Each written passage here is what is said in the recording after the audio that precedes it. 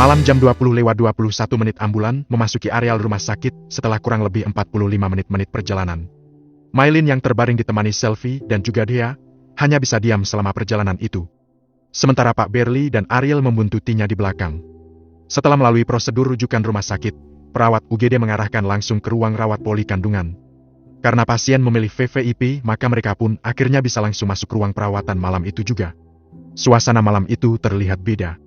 Meski selama ini Maylin merasa menjadi menantu yang diabaikan, nyatanya sang mertua laki-laki tetap terlihat khawatir dengan kondisinya. Apalagi dengan kenyataan sang anak kandung ditahan polisi. Dia terlihat lebih perhatian meski tidak berkomunikasi secara langsung kepadanya.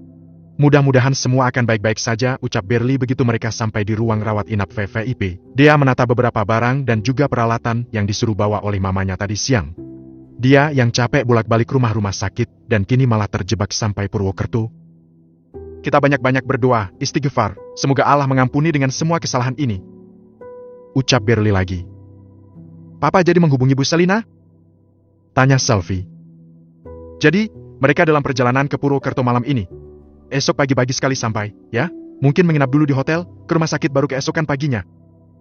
Jawab Berli. Melinda yang terbating di bed terhenyak mendengar kedua orang tuanya akan segera datang. Dia terlihat resah. Ma? Suara wanita itu terdengar lemah. Ya, ada apa? Handphone mama kemarin ketinggalan, ucap Maylin lemah masih terbaring di bed pasien. Iya, bangun tadi juga bilang begitu. Oh ya, biar dia ambilkan handphone kamu di rumah, atau handphone mama ada di mana? Di tas saya juga pak, handphone saya sih di bawah. Tai handphone mama di rumah saya, di kamar di dalam nakas pertama. Ya, nanti biar dia ambil sekalian sama dia. Ucap Pak Berli. Lelaki itu terlihat makin bijak. Belum ada penanganan ataupun tindakan oleh tenaga medis karena memang rujukan ditujukan untuk pemeriksaan di poli jantung esok paginya. Jadwal pemeriksaan dimajukan pukul 7 sebelum dokter spesialis jantung masuk poli.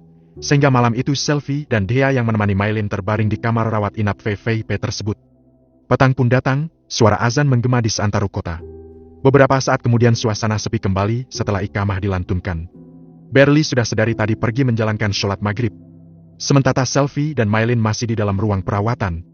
Tak terasa, malam pun beranjak, semakin lama makin larut. Keheningan malam menghias suasana rumah sakit yang kian terasa senyap. Hujan turun rintik membasahi kota Purwokerto. Kabut turun dari puncak Slamet turut menutup wajah kota yang redup dalam dekapan malam berkabut. Penantian Maylin akan kehadiran orang tuanya tak juga kunjung datang. Gemericik air di luar kamar rawat inap terdengar sayup tapi makin keras dan jelas. Menandakan bahwa gerimis telah berganti hujan. Suara dengkuran halus Selvi dan sang adik ipar, Dea mulai terdengar.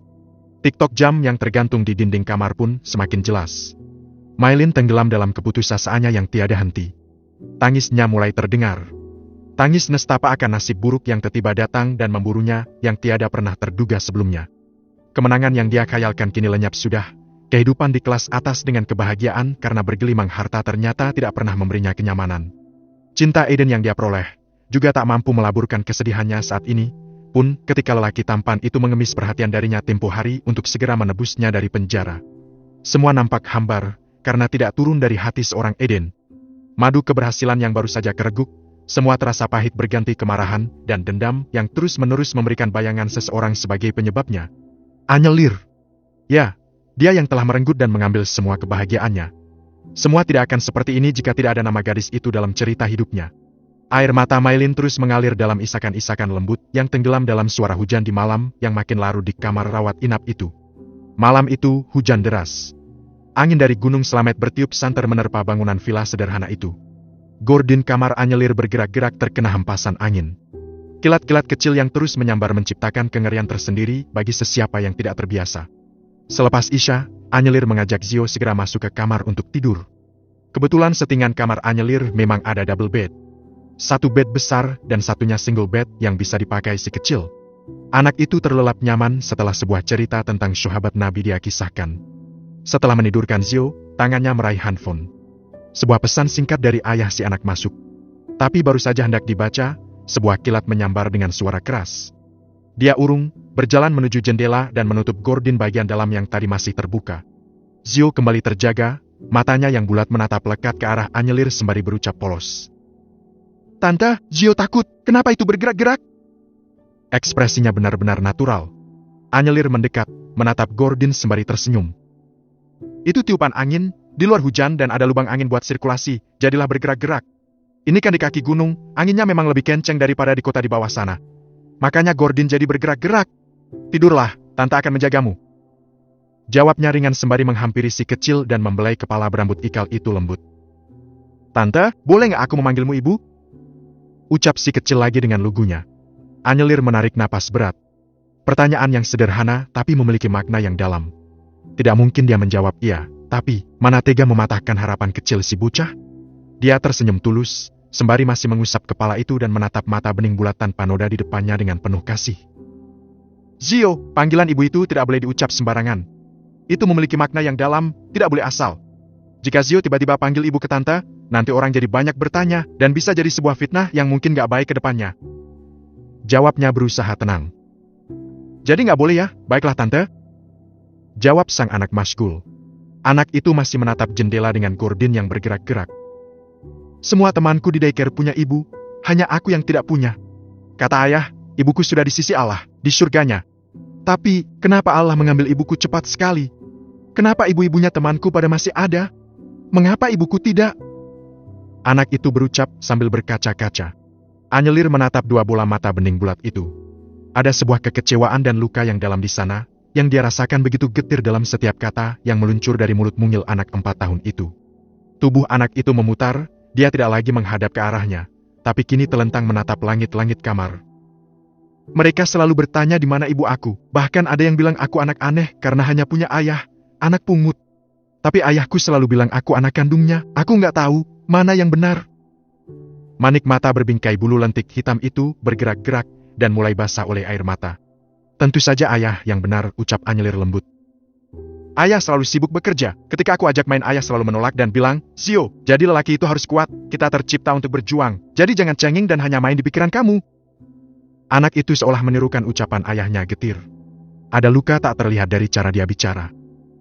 Tante, aku juga selalu takut di depan nenek, katanya aku nakal, aku sering dijewer, kata nenek aku gak seperti ayah, aku cengeng.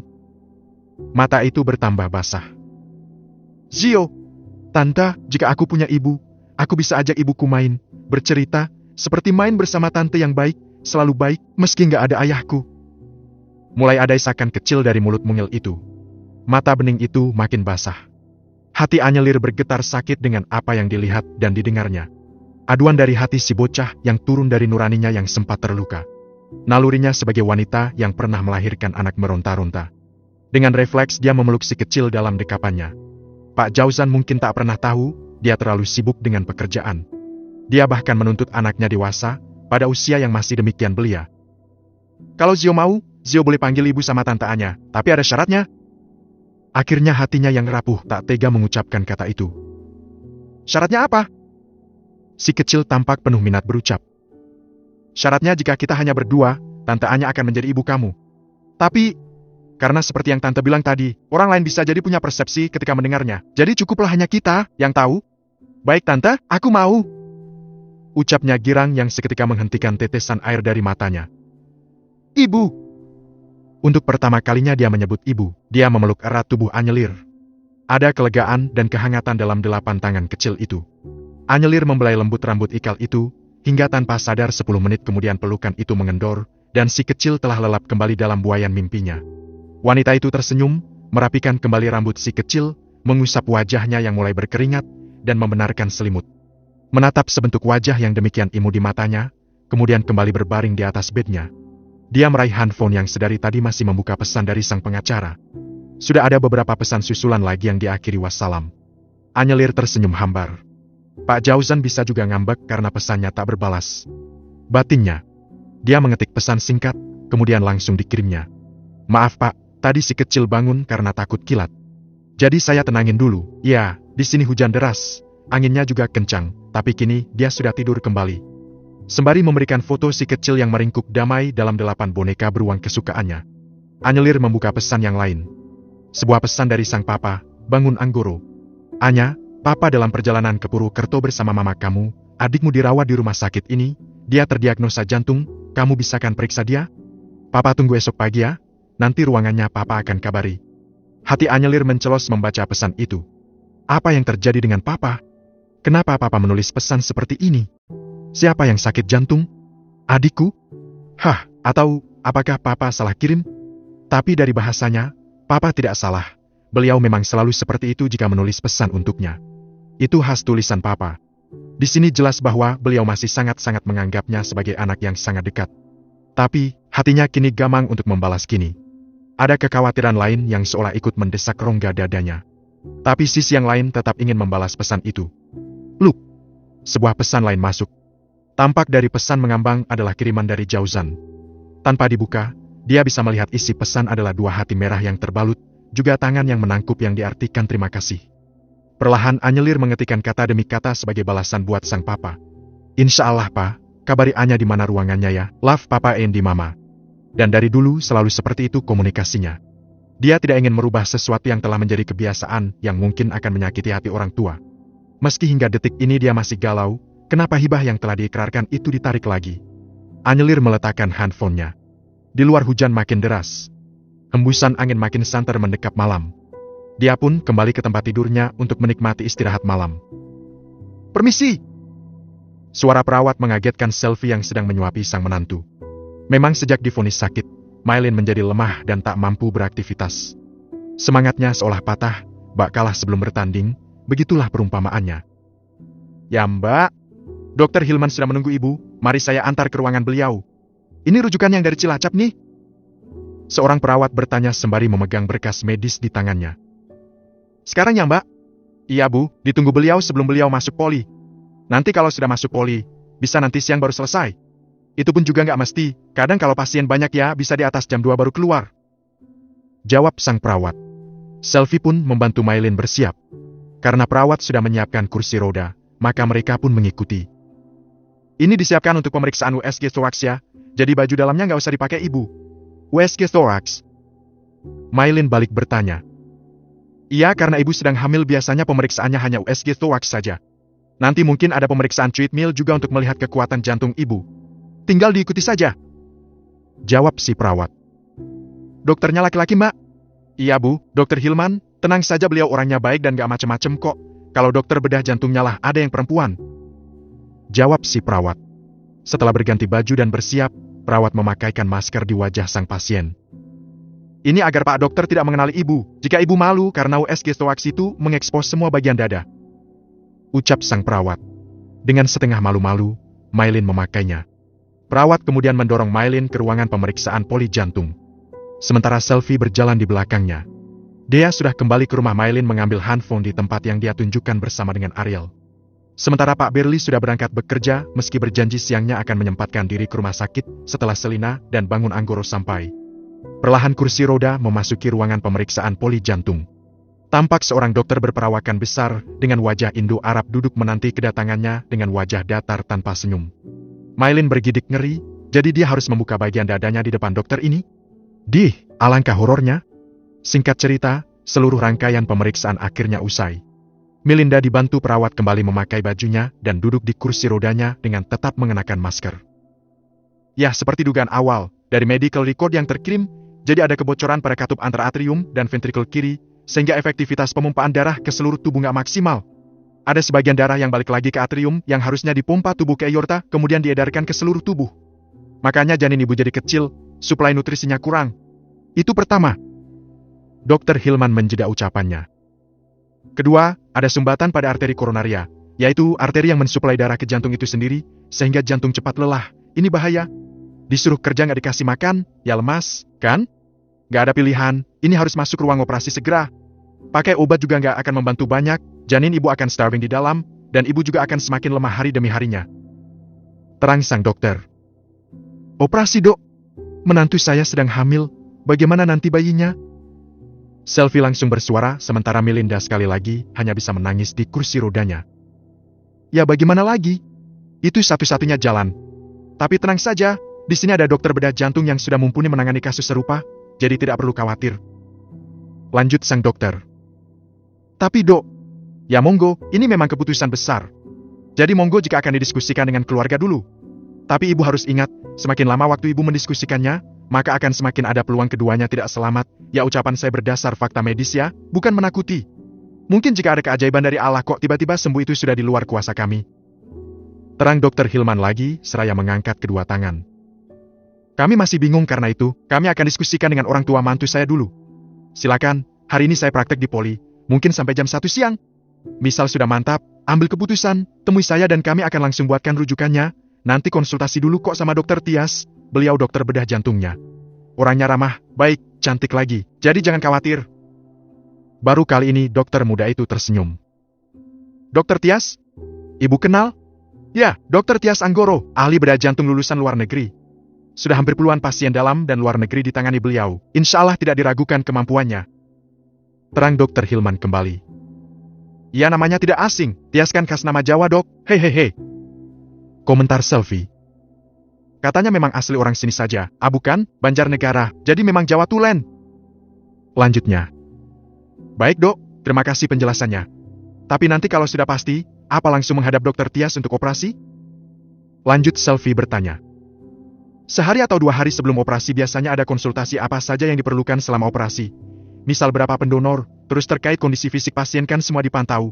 Dan tentunya nanti minta persetujuan dulu, pemeriksaan darah lengkap, uji fungsi hati, ginjal, jika semua organ vital berfungsi baik tidak akan ada masalah serius. Jadi beliau pasti setuju. Sang dokter masih dengan sabarnya menjelaskan. Apa ada kemungkinan gagal operasi dok? Selfie sekali lagi bertanya penuh kekhawatiran. Kemungkinan risiko itu pasti ada, tapi melihat pengalaman beberapa pasien hamil yang masuk meja operasi beliau, sejauh ini 100% berhasil. Itu terakhir yang pemasangan bypass, ibundanya bayinya sehat, pasien Dokter Yosef juga itu. 10 tahun baru dikasih momongan, sudah 6 bulan ketahuan jantung koroner di 3 arteri penting jantung. Dioperasi, alhamdulillah lahir normal itu pasca SC. Jadi yang penting yakin saja, bismillah, segala sesuatunya pasrahkan sama yang di atas. Manusia hanya berusaha. Tuhan yang tentukan. Selfie menunduk. Ada kegetiran dalam hatinya tatkala mendengar setiap penuturan sang dokter. Meski peluang selamat itu besar, tapi tetap saja membayangkannya Selfie merasa ngeri. Baik, kami mungkin akan pikirkan lagi. Permisi dok. Silakan. Selfie mendorong kursi pasien keluar dari ruang praktek Dokter Hilman kembali ke ruang rawat inap. Sementara Melinda duduk dengan kekecewaan yang dalam. Kecewa pada takdir yang dirasanya tidak adil dan menyiksanya. Pikirannya kalut dalam keputusasaan, menyalahkan orang-orang yang langkahnya tidak sesuai dengan harapan hidupnya. Ya, semua terasa salah di matanya, yang berakibat pada sebuah kesialan hidup baginya. Kapan semua berakhir? Bab 38, tak percaya tapi fakta. Selina dan Bangun Anggoro sampai di Purwokerto. Kurang lebih jam 8 lewat 10 menit paginya, mereka sampai di ruang rawat inap tatkala Mailin sedang melakukan pemeriksaan dengan dokter spesialis jantung di poli jantung bersama dengan Bu Selfie. Rupanya mereka datang dengan sopir dan mobil pribadi. Dari awal Bangun memang klien bisnis Berli meskipun tidak sering ketemu, karena bisnis dengan Berli seutuhnya ditangani sang istri, Selina. Dia hanya tahu jika Berli adalah mertua anyelir, dan tak pernah tahu jika putri angkatnya itu telah bercerai dengan suaminya dan digantikan anak kandungnya. Dan, perihal putrinya menikah, dia tentu saja tahu dan menjadi wali nikah saat akad dengan seseorang yang kala itu mengaku duda. Alhasil karena memang belum pernah bertemu sang menantu, Bangun sama sekali tidak curiga tentang hubungan rumit mereka. Karena memang dia dan sang istri belum pernah bertatap muka dengan Eden karena kekecewaan atas keputusan anyelir yang meninggalkan profesi demi pernikahannya. Secara mereka telah mengeluarkan banyak biaya demi pendidikan sang anak.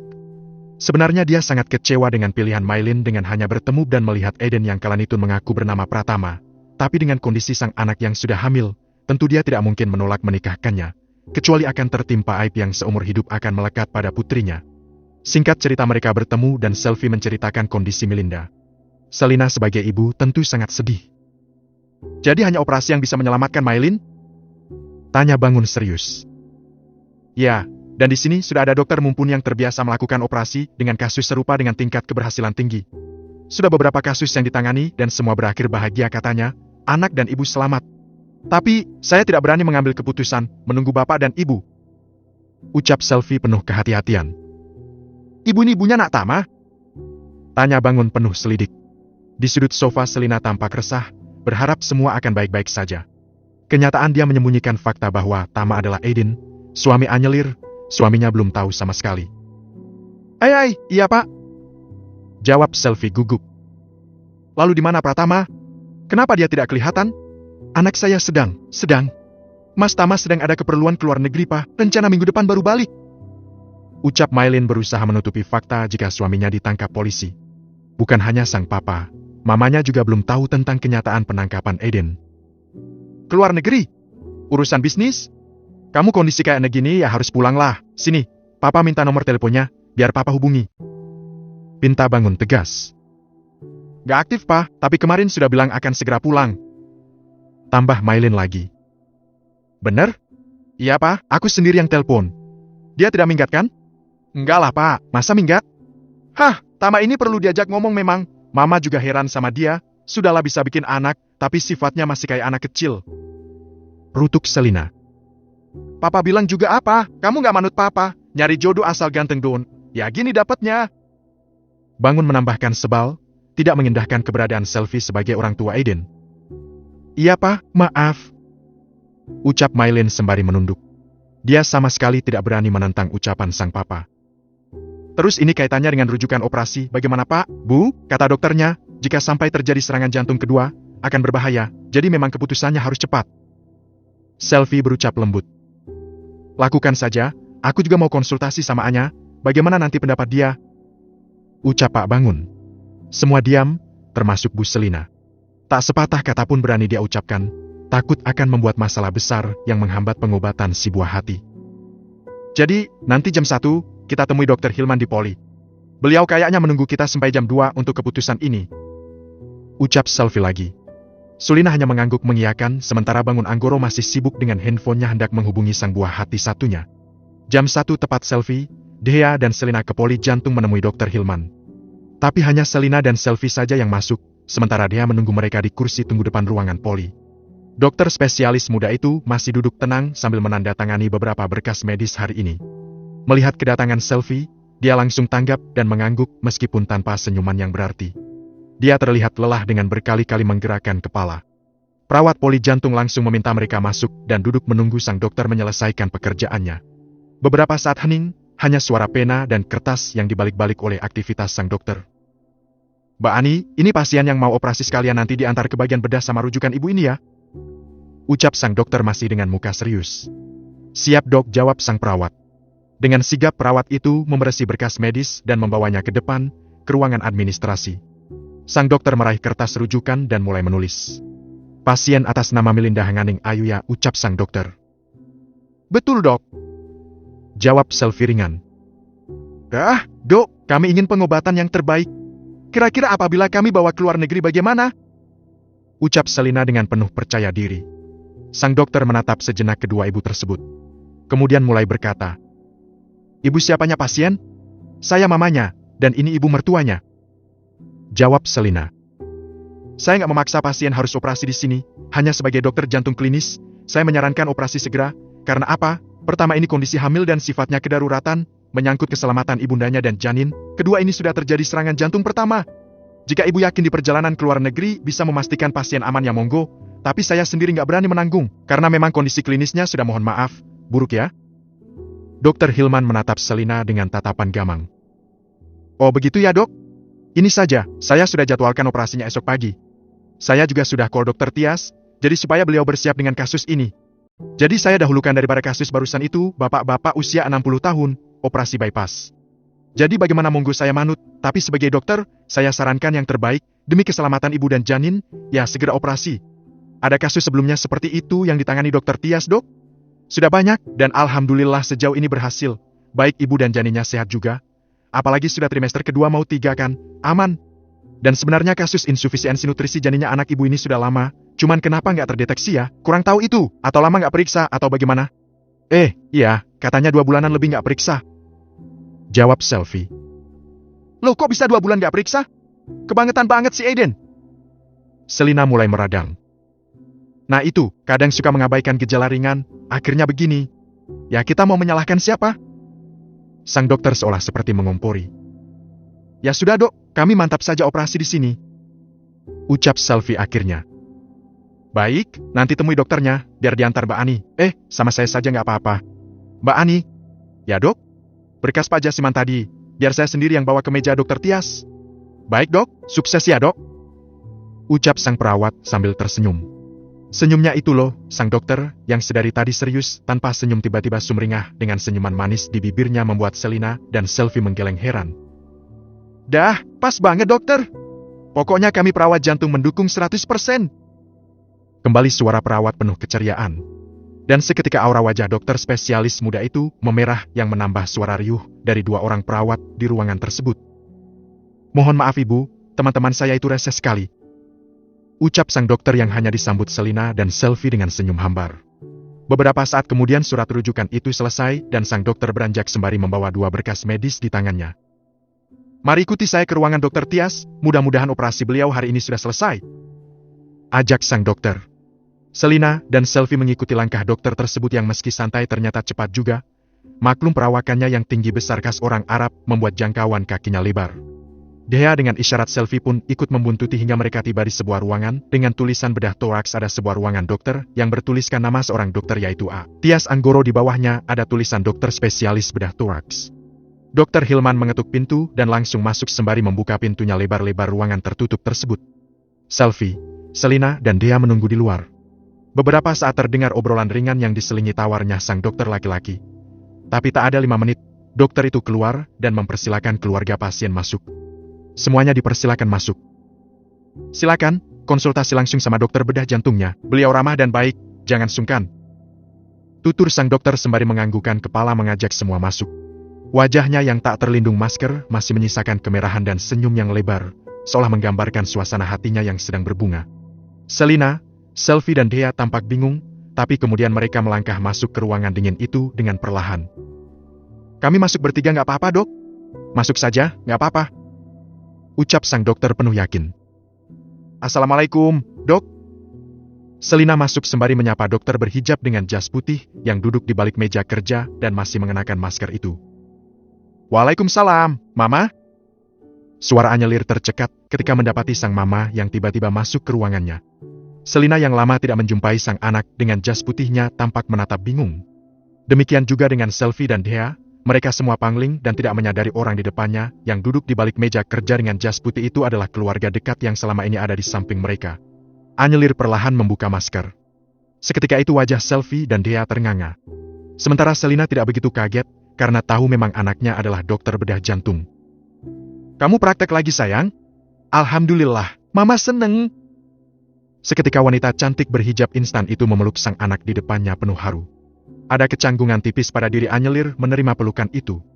Tapi dia ingin tetap menjadi anak berbakti seutuhnya, meski bagaimanapun sikap orang tua. Jadi Anyelir membalas pelukan mamanya dengan hangat. Usai sang mama puas memeluk, Anyelir mencium tangan Selina. Dokter Hilman yang masih berdiri di sisi pintu terlihat takjub melihat pemandangan itu. Oh, ini ternyata Mama Dokter Tias? Batinnya. Lalu apa hubungan pasien dengan Dokter Tias? Apakah masih kerabatnya juga? Atau, Dokter Hilman diam tanpa kata dan terus saja mengamati. Anya, kamu, bagaimana mungkin? Tidak, ini tidak mungkin. Dokter Hilman, Anda bercanda ya? Ini tidak lucu. Kamu tiba-tiba menjadi dokter? Selvi ternganga tidak percaya dengan kenyataan di depan matanya. Sejak kapan Anyelir jadi dokter? Wanita udik miskin yang telah dibuang putranya itu seorang dokter? Hah, apakah dunia sedang mengolok-oloknya saat ini? Selvi mendesis kesal. Bu Selina, bagaimana bisa Anyelir tiba-tiba menjadi dokter bedah jantung? Sungguh nggak masuk akal. Selvi menatap Anyelir dengan muka merah padam. Dia seolah tidak rela dengan kenyataan di depan matanya. Mbak Anya, aku nggak salah kan? Dea berucap dengan ekspresi keterkejutan. Ada ketulusan dan cinta yang dia temukan dari tatapan Dea.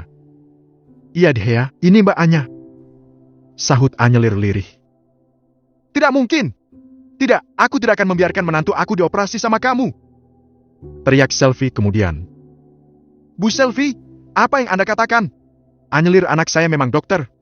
Dan dia bukan sembarang dokter, dia lulusan perguruan tinggi ternama di Jogja dan dokter spesialis jebolan Jerman. Saya tidak rela Anda meremehkannya seperti itu. Suara Selina membahana membelah sang anak. Tapi, pembelaan sang mama yang sering terdengar sedari sejak dia sekolah TK itu kini terasa hambar. Ketulusan Selina kini tak dia rasakan lagi setelah kekecewaannya atas keputusan sang mama dalam pengalihan saham itu. Yang bersisa hanya keinginan pribadi dia untuk berbakti saja, tidak lebih. Entahlah itu bakal diterima atau bahkan kabur di bawah angin lalu, karena sudah ada anak emas di hatinya. Ya, siapa lagi kalau bukan Mailin? Ya, seperti yang kalian lihat, saya adalah Anyelir. Saya sudah menyandang dokter spesialis bedah jantung sejak dari 5 tahun lalu. Sebelum menikah dengan Mas Eden. Dulu, saya berhenti praktek semenjak menikah, mengabdikan diri sebagai istri sepenuhnya. Mendalami ilmu saraf dari buku, secara otodidak guna menyembuhkan Mas Eden.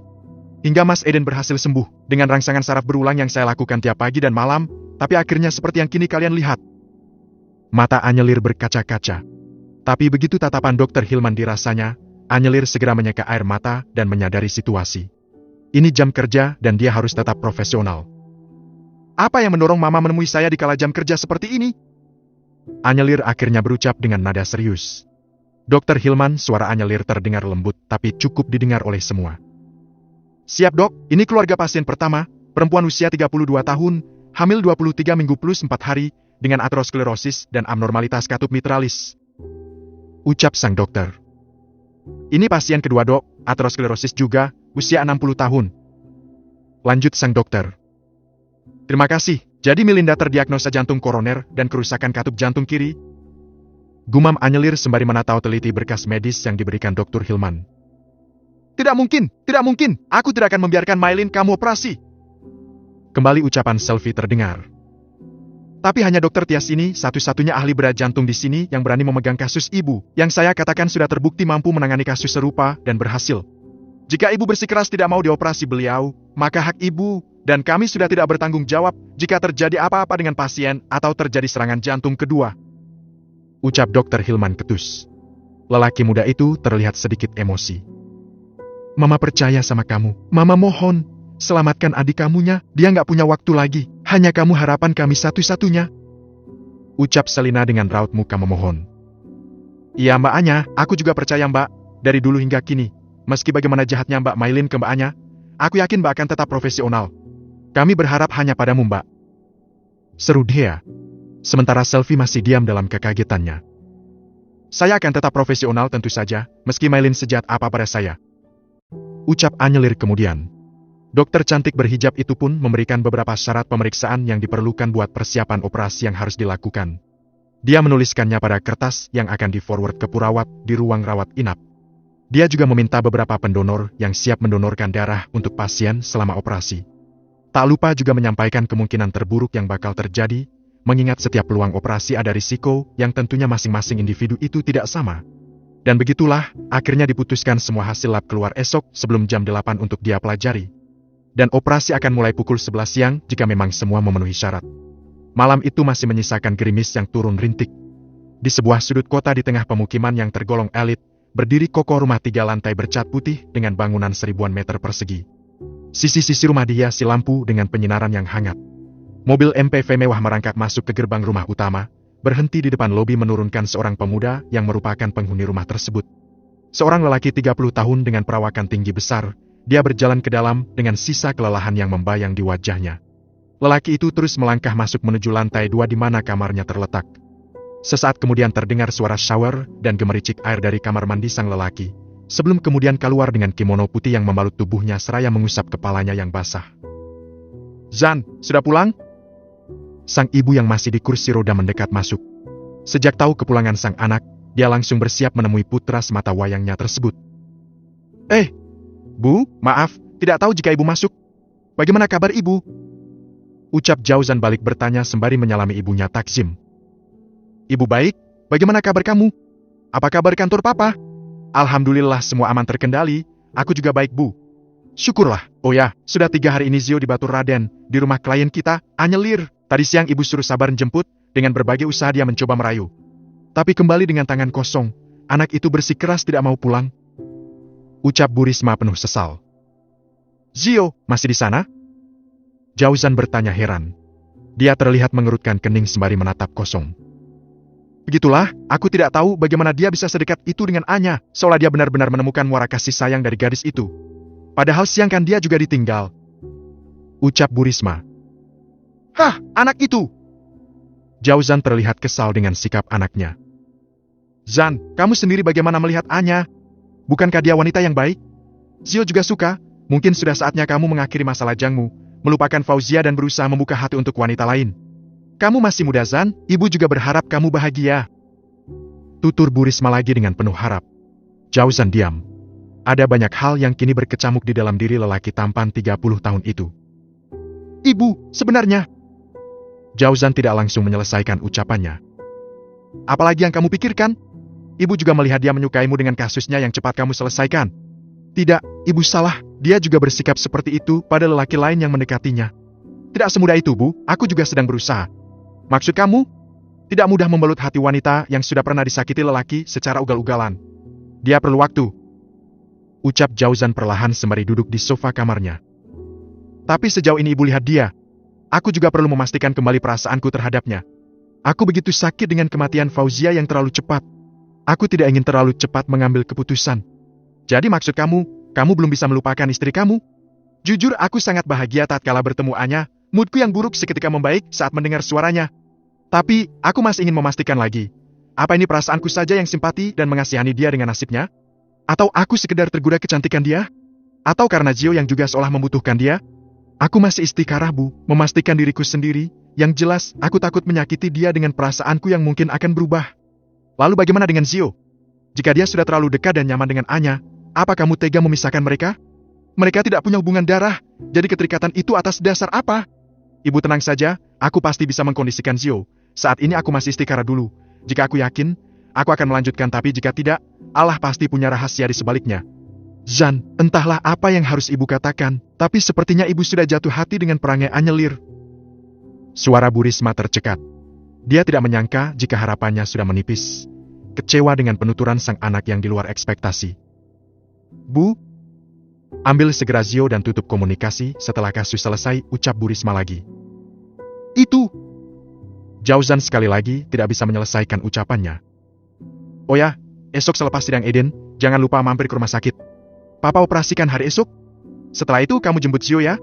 Ibu nggak mau tahu alasannya, tapi bocah itu harus sampai sini esok petang. Titah wanita yang masih mengenakan penyangga leher tersebut. Jauzan menarik napas berat. Sepertinya ibunya telah salah sangka, mengira bahwa dia menolak wanita yang sedari awal ibunya sodorkan untuknya kembali berta'aruf. Padahal dia hanya meminta waktu untuk memantapkan diri lewat istikharah. Ya, Bu? Hanya itu jawabannya, yang kemudian ibunya langsung pergi dengan kursi rodanya, meninggalkannya yang kini terpaku menatap pintu. Bab 39, Pinangan untuk Anya. Angin malam bertiup lembut. Suara jangkrik terdengar melengking merdu. Kunang-kunang malam berterbangan di sawah di seberang villa. Sayup terdengar suara burung hantu dari atas pohon akasia di tepi jalan sana. Merdu, tapi menciptakan kengerian yang makin serasa mendekap malam. Di langit sana, ada 1-2 bintang yang bersinar redup di antara gelapnya langit. Bulan separuh tampak bersembunyi tersaput awan, seakan turut membeku tanpa gairah menatap gadis yang sedang dalam kegundahan hati. Anyelir tenggelam dalam tatapannya yang dalam. Lamunannya terbang menyatu dengan kesunyian malam, pada peristiwa-peristiwa lampau yang sempat menjadi traumanya. Hidup serumah dengan Eden, berusaha sabar dengan segala kepribadiannya, demi sebuah amanah pernikahan dari sang kakek, dan demi kesehatan bapaknya. Tapi, semua yang dia perjuangkan itu, kini serasa sia-sia. Tidak ada kebaikannya yang bersisa di hati mereka, semua hilang bak hujan di tengah pasir. Anyelir mengambil handphone. Iseng dia membuka aplikasi WhatsApp dan membuat story. Dia menulis sebuah rentetan kata yang cukup mewakili kegundahan hatinya saat ini. Tapi memang, tidak semua orang memahami arti dari tulisannya, kecuali dirinya sendiri. Ya, ada kalanya memang perasaan itu perlu tercurah, agar tubuh tetap terjaga kewarasannya. Di dunia ini bukan hanya tentang menabur dan menuai, perbuatan dan karma, tapi bagaimana menjadi tanah yang mampu menampung hujan, menumbuhkan pohon dan memberi minum makhluk. Karena hujan di atas pasir tidak akan pernah bermanfaat, kecuali membasahi diri sendiri, pun untuk sekejap saja. Anyelir kembali menatap malam dari jendela balkon villa. Sejenak dipandanginya si kecil Zio yang meringkuk sembari memeluk boneka beruang kesayangannya. Senyumnya terlihat damai. Ini malam ketiga dia menginap, dan selama itu tak terlihat kesedihan maupun kebosanan dalam rona wajah anak itu. Kata ibu, tadi siang dijemput Pak Sabar, sopir keluarganya, dan meski dirayu dengan berbagai cara, anak kecil itu tetap bersikeras tidak mau pulang. Entahlah apa yang membuat dia begitu nyaman di tempat ini. Padahal setiap hari dia ditinggal dari pagi hingga jam 2 siang dan hanya menikmati hari bersama ibunya dan Biksani. Tapi, anak itu selalu menyambutnya dengan senyum tatkala dia pulang, melepasnya ketika dia berangkat, seperti anak kandungnya sendiri. Ibu, tarik Bu. Anyelir terperanjat. Dia mengira si kecil sedang pura-pura tidur, dia masih sempat memanggilnya. Anyelir mendekat dan mengamati wajahnya. Tapi, dia kembali tidur dengan damai. Artinya saat ini dia hanya mengigau. Entah apa maksud dia menyuruh ditarik itu. Sekali lagi Anyelir tersenyum menatap wajah imut dengan rambut ikal itu. Lup, lup, lup. Beberapa pesan masuk. Anyelir membukanya satu persatu. Sebuah pesan dari Dr. Hilman mengomentari statusnya. Kira-kira aku tanah atau pasir ya, diikuti emot berpikir. Anyelir cepat menjawab tapi hanya dengan emotikon saja. Emot tertawa membuka gigi. Pesan kedua dari Anhar, seorang perawat poli bedah thorax, mengomentari dengan bahasa singkat. Diikhlaskan mawon dok, nggak bakal rugi kok. Dan Anyelir pun hanya menjawab dengan emot tertawa juga. Beberapa pesan lain dari rekan kerja dan juga dari Mala, semua dia jawab hanya dengan emotikon. Sementara dia kemudian mencoba melongok siapa saja yang sempat melihat story-nya malam ini. Dan, orang pertama yang melihat statusnya ternyata adalah Jauzan, sang pengacara yang tanpa komentar sedikit pun. Bahkan dia menanyakan anaknya pun tidak hari ini. Ada relung hati yang serasa kosong di dada Anyelir setelah mengetahui hal itu. Tapi entah mengapa, dia ternyata juga mendapat surprise dari sang sejawat angkatan, Ferdian Nugraha yang memberikan doa yang terdengar tulus baginya. Apapun itu, aku tetap yakin kamu bermanfaat. Jangan menyerah, whatever they say, tulis Ferdi. Wanita 32 tahun itu tersenyum dan menjawab dengan terima kasih. Itu saja dan kembali menatap langit malam. Pukul 20,21 WIB dan dia masih saja terjaga. Dia terus menatap langit, seolah menantikan sesuatu yang tak kunjung datang. Beberapa saat kemudian terdengar dering telepon. Sebuah panggilan dari sang pengacara. Refleks dia langsung mengangkatnya. Assalamualaikum. Waalaikumsalam, Mbak Anya, mohon maaf, telepon malam-malam. Hanya mau menginformasikan, esok adalah sidang kedua, perkara pidana dengan terdakwa mantan suami Anda setelah tertunda 1 mingguan sebelumnya. Ucap Jauzan datar. Oh, itu, bagaimana kabar terakhir Pak? Apakah dia akan dipenjara? Agenda besok pembacaan eksepsi oleh terdakwa atau kuasa hukum. Tapi saya yakin, paling tidak dengan berbagai kasus yang menjerat dia, minimal akan kena kurungan 8 tahun penjara. Oh ya, terkait kemarin, percobaan pembunuhan atas Anda. Benar itu rem mobil Anda yang diotak-atik menjadi blong. Alhamdulillah Allah masih melindungi sehingga Hardi memergokinya. Jika tidak, saya tidak tahu apa yang akan terjadi. Wanita itu mendesah, dia tidak pernah merasa melakukan kesalahan fatal terhadap orang lain. Tapi ada orang yang dengan teganya berharap dia mati. Ya Allah. Siapa otaknya? Dugaan sementara adalah Eden juga, tapi saya lebih yakin dengan keterbatasan gerak Eden di rumah tahanan, lebih yakin bahwa itu adalah adik angkat Anda sendiri. Jauzan berucap mantap. Apa? Ya, saya tidak ingin mengatakan ini. Tapi, bukti mengarah ke sana. Oh ya, Mbak Anya, besok selesai sidang, saya akan langsung ke rumah sakit menjemput Anda. Saya takut, ada sesuatu yang luput dari jangkauan saya yang membahayakan Anda Mbak. Saya juga akan menjemput Zio sekalian, mohon maaf, dia sudah merepotkan Anda 3 hari ini. Besok saya operasi jam 11 siang Pak, mungkin jam 2 baru selesai. Ini operasi penting. Terkait Zio, biarkan senyamannya dia, saya tidak pernah keberatan tentang keberadaannya. Ah, terima kasih. Mbak, apa setelah operasi Anda ada acara? Tidak ada? Kalau begitu, boleh kita keluar sebentar? Saya ada yang ingin saya sampaikan. Keluar? Maksud Bapak? Kita mengobrol tapi lebih privasi, bukan di depan Zio. Kaitannya beberapa hal masalah. Oh, iya Pak, boleh, tapi nggak lama kan? Soalnya jam 4 ada acara juga di villa. Acara? Bukan acara saya, tapi acaranya Dokter Mala, yang punya villa, dia tasyakuran kehamilan, jadi mengundang teman sejawat seangkatan kami. Tutur Anyelir. Oh, para dokter lulusan Jogja di sekitaran sini ya? Begitulah. Baik, kalau begitu, esok saya hubungi lagi. Oh ya, bagaimana Zio? Apa dia sudah tidur? Sudah sedari tadi jam 7:30. Saya memang biasakan dia tidur gasik, agar dia bisa bangun pagi-pagi buat subuhan. Masya Allah, terima kasih. Dia sebenarnya masih sangat alot untuk bangun pagi-pagi. Oh ya, saya tadi baca story Anda. Apa Anda baik-baik saja? Jauzan bertanya hati-hati, takut Anya akan tersinggung jika ditanya masalah pribadi. Saya baik, seperti yang Anda dengar. Syukurlah, tapi apakah ada hal yang ingin Anda bagi ke saya? Maksud saya, kaitannya saya sebagai kuasa hukum Anda. Sejenak Anyelir diam. Hingga akhirnya ingatan tentang Melinda mendesak-desak di dadanya, membuat emosinya seketika meledak.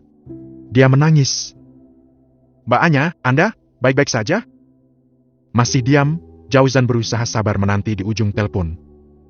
Ya, saya adalah wanita yang kadang rapuh dalam perasaan jika saya dizalimi dan dikhianati bahkan dicelakai. Saya sakit, Pak. Sejenak Anyelir menjeda ucapannya. Jauzan hanya bisa diam sembari menarik napas menunggu kelanjutan ucapannya. Tapi saya dokter, saya terikat sumpah profesi dan juga punya peri kemanusiaan. Mbak Anya, saya tidak tahu maksud Anda, bisa bicara lebih konkret lagi? Besok adalah jadwal saya operasi adik angkat saya, dia terdiagnosa bocor jantung dan juga jantung koroner. Lakau lawalakuatai lebihlah. Hanya itu komentar Jauzan. Bukannya dia sedang hamil? Lelaki itu kembali bertanya. Itulah. Mbak Anya, saran saya sebaiknya Anda menghindar saja, ini akan sangat berbahaya jika Anda gagal, mereka pasti akan. Saya sudah melakukan operasi kasus serupa beberapa kali. Masalahnya bukan itu, Pak, tapi jika benar otak pembobolan rem mobil adalah dia, apakah itu artinya saya berjuang menyelamatkan pembunuh saya sendiri?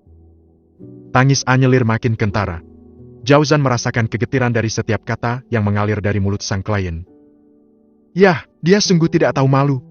Maaf Mbak Anya, saya yakin itu dia. Bukti-bukti mengarah ke dia. Saya sebenarnya sudah rencanakan laporkan dia segera agar menyusul suaminya di penjara. Tapi nyatanya, dia sudah sekarat. Anda tahu Pak, ini berat, hati saya sakit malam ini, saya merasa nggak sanggup melakukannya. Bukan nggak ikhlas, tapi hati kecil ini menolak. Ada kekhawatiran dia akan menyakiti lagi setelah kesembuhannya. Tapi hanya saya yang bisa melakukan operasi ini. Semua dokter tahu itu, dan saya juga nggak tega, dan saya membenci diri saya yang rapuh ini. Sekali lagi suara Anyelir tercekat. Dia tidak mampu melanjutkan ucapannya. Astagfirullah.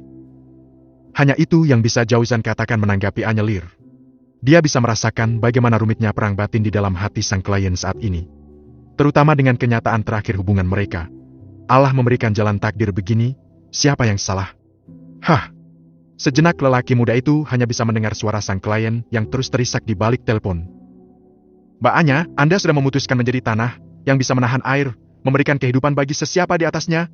Jadi saya hanya bisa mendoakan agar operasi esok lancar dan sukses. Semoga kebaikan Mbak Anya menjadi jalan hidayah buat dia. Ya, meski sebagian orang nanti akan mengatakan Anda bodoh. Amin, I don't care, whatever they say. Ucap Anyelir. Suara isakan kecil masih terdengar, memberi kegetiran di dada sang pengacara. Sudah hampir jam 9, saya tutup dulu ya. Jaga diri dan kesehatan Mbak Anya. Assalamualaikum.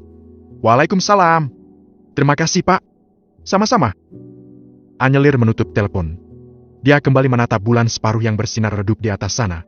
Ada kelegaan yang menjalar di setiap relung hatinya saat ini. Hingga beberapa menit kemudian jendela dia tutup, dia langsung berbaring di atas tempat tidurnya dan langsung terbang ke alam mimpi. Matahari bersinar cerah. Langit biru menghias wajah kota Purwokerto dengan awan putih yang bertengger sebagai kapas raksasa di atasnya. Setelah berjuang di meja operasi selama 4 jam, Anyelir keluar dengan sisa tenaganya. Operasi dinyatakan berjalan lancar dan berhasil. Tinggal masa pemulihan yang masih menjadi misteri yang kadang membuat para nakes sport jantung apakah terjadi komplikasi pasca operasi. Maylin dikirim ke ICU untuk pemantauan aktivitas fisiologis tubuh selama 1-2 hari, baru kemudian rencana dipindah ke ruang perawatan biasa jika kondisi stabil dan diobservasi terus hingga 1 minggu ke depan. Sementara perawat membantunya melepas baju bedah satu persatu, Anyelir refleks langsung muntah. Ada apa, Dok? Dokter sehat-sehat saja? Iya, saya sehat, nggak apa-apa. Anyelir lanjut membersihkan diri dan berganti baju dengan baju bersih, kemudian keluar dari ruang steril dan mengambil tas juga bawaannya di loker. Dia segera melangkah keluar mengingat ada janji dengan pengacaranya. Anyelir berjalan seraya memijit pelipisnya yang berdenyut sakit. Tapi baru saja dia melangkah dari pintu instalasi bedah, sang papa, Bangun Anggoro menyambutnya dengan binar bahagia. Anya! Pa! Kamu pasti lapar kan habis operasi, Papa sudah siapkan makanan kesukaan kamu, ayo kita cari kantin. Papa siapkan pizza topping jamur tanpa bawang bombay. Anyelir sangat kaget. Papa angkatnya masih begitu manis. Beliau masih mengingat makanan kesukaan putri kecilnya, pizza dengan topping jamur tanpa bawang bombay. Papa, terima kasih. Ucapnya haru. Ayo, kita ke kantin ya, Pak. Anya mau sholat duhur dulu, habis itu kita makan. Ucapnya riang, seolah kembali menjadi anak kecil yang diajak papanya jajan. Oke, jawab Bangun sambil merangkul sang anak dengan memegang kepala bagian belakang Anyelir. Dan benar saja, setelah menyelesaikan sholatnya meski telat, Anyelir langsung duduk di hadapan sang papa, dan memakan makanan kesukaannya itu dengan lahapnya seperti orang yang kelaparan. Maklumlah, tenaganya benar-benar telah terkuras. Sudah baca bismillah? Pelan-pelan makannya, gak ada yang ngerebut kamu. Tukas Bangun. Iya Pak, lapar Pak, habis operasi hampir 4 jam. Kilahnya. Papa tahu, ucap sang papa sembari mengaduk kuah rawon yang hitam pekat di dalam mangkuk di depannya. Pa, aku juga pengen rawon. tutur Anyelir dengan nada merajuk sebagai anak kecil. Boleh, sebentar papa pesankan ya. Bangun beranjak dan segera kembali setelah memesankan makanan buat sang anak. Kamu gak takut gemuk? Biasanya cewek takut nanti BB-nya nambah. Kelakar sang papa. Gak pa, lapar pa habis operasi. Kalau gemuk ya biarinlah, takdirnya. Jawabnya ringan. Oke, Anya, sambil makan, papa mau tanya boleh? Terkait apa pa? Sebelumnya papa mau cerita, kamu tahu, papa memberi kamu nama Anyelir, itu ada sebabnya. Bangun mulai membuka percakapan serius. Gak tahu, karena aku cantik seperti bunga Anyelir mungkin. Wanita itu berkelakar yang seketika membuat lelaki setengah baya di depannya tersenyum lebar. Kamu lahir di bulan Januari, waktu itu papa sedang di Inggris, ada pameran properti di sana. Udara masih dingin, tapi ada tunas Anyelir yang tumbuh. Kamu tahu, Januari adalah bulan ketika udara dingin mulai memberi jalan bagi tumbuhnya tunas baru. Maka itulah papa memberimu nama Anyelir. Anyelir menggambarkan tekad untuk mengatasi rintangan hidup. Nak, kuatlah seperti namamu. Papa tahu, sulit bagimu dengan kondisimu saat ini, tapi kamu harus yakin mampu menghadapinya. Ucap Bangun sambil menatap manik mata sang putri penuh hangat. Papa, jujurlah ke papa saat ini. Papa tidak mau melihat penderitaanmu lagi nak. Papa sudah merawat kamu bertahun-tahun. Papa sangat mengerti kamu. Bagaimana saat kamu sedih, saat kamu bahagia. Anya, katakanlah. Semua baik-baik saja, Pak. Kata Dokter Hilman, kamu saat ini tinggal di Batu Raden.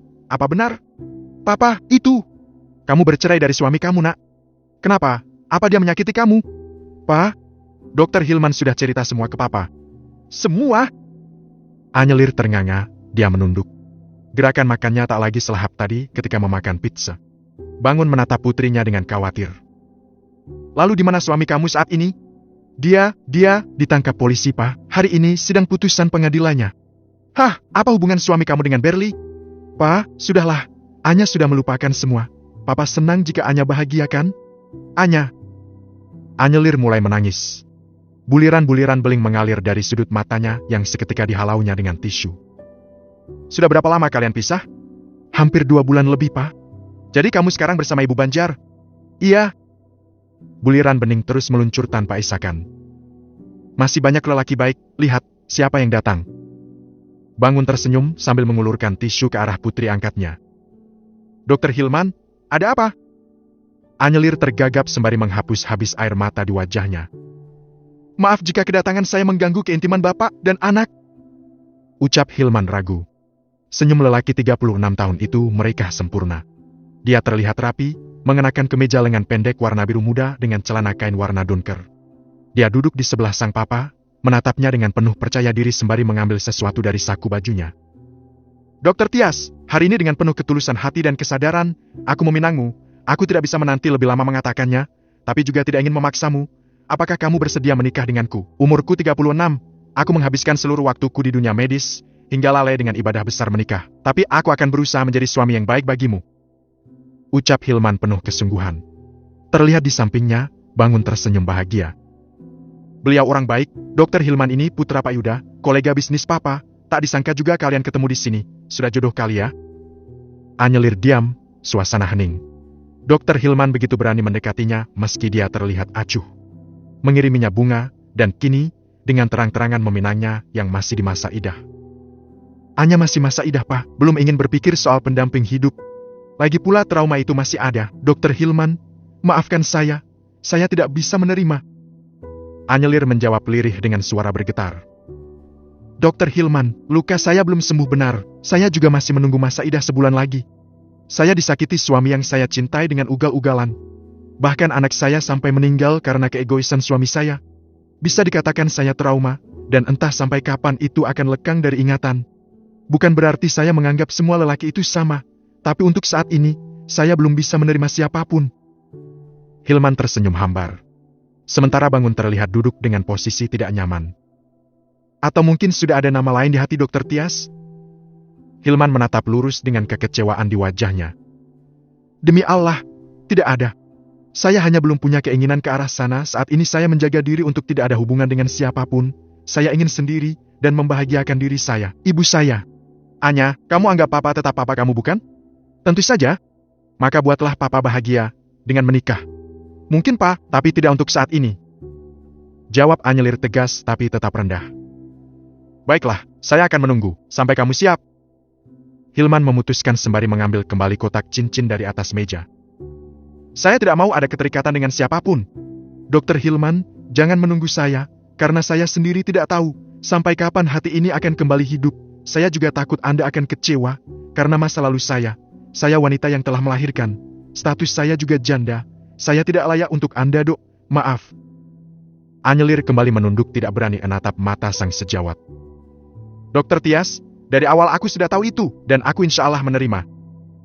Hilman meyakinkan. Mohon maaf, tapi saya yang tidak bisa merasa layak bersanding dengan Anda. Maaf Pak, Dok, saya ada keperluan. Saya mohon diri.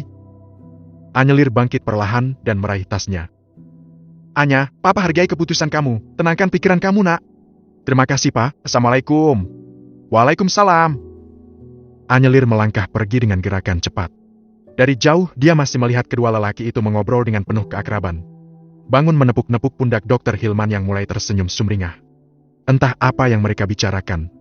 Jam di lobi pendaftaran menunjukkan jam 15:12 WIB. Anyelir meraih ponselnya hendak menghubungi sang pengacara. Ternyata ada 2 pesan yang masuk, tapi 1 pesan pertama sudah dihapus oleh Jauzan. Terkirim jam 13:45 WIB, dan pesan kedua terkirim pukul 15 WIB. Mbak Anya, mohon maaf, sudah sore, saya langsung naik saja ke atas nih. Kita ketemu di villa, terima kasih. Anyelir bergegas ke parkiran dan melajukan mobilnya ke arah utara.